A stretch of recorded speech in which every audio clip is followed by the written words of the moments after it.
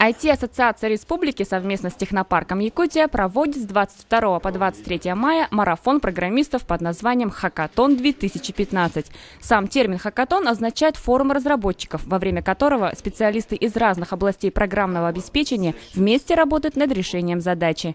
Хакатон — это для Якутска, может, это понятие вообще недавно пришло, да, а во всем мире, в принципе, уже давно практикуется.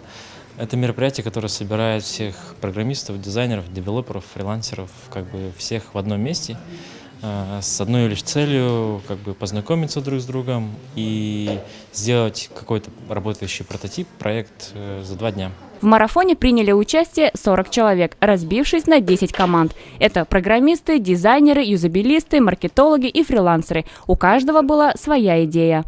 Мы запустили в рамках SkateMaya программу Сеха. Теперь вы можете скачать наше приложение, да? И вы видите перед собой программу мероприятия и чат. Наше приложение помогает иметь не только просто мессенджер, который бы давал определенные сообщения, да, но еще и иметь события, то есть единое событие, чтобы можно было планировать. И мы должны сейчас модуль такой прикрепить, чтобы было удобно через ВКонтакте, через Инстаграм авторизоваться и работать в связке с социальными сетями.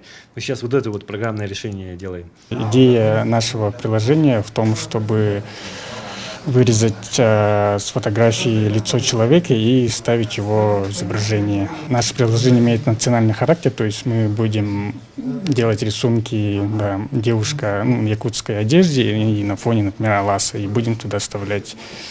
Приложение имеет развлекательный характер, можно делиться этими рисунками.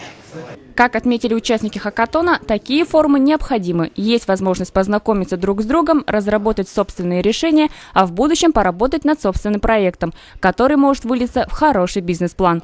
Надежда Ефимова, Джолустан Трофимов, Туяра Харитонова, ЕСЯ.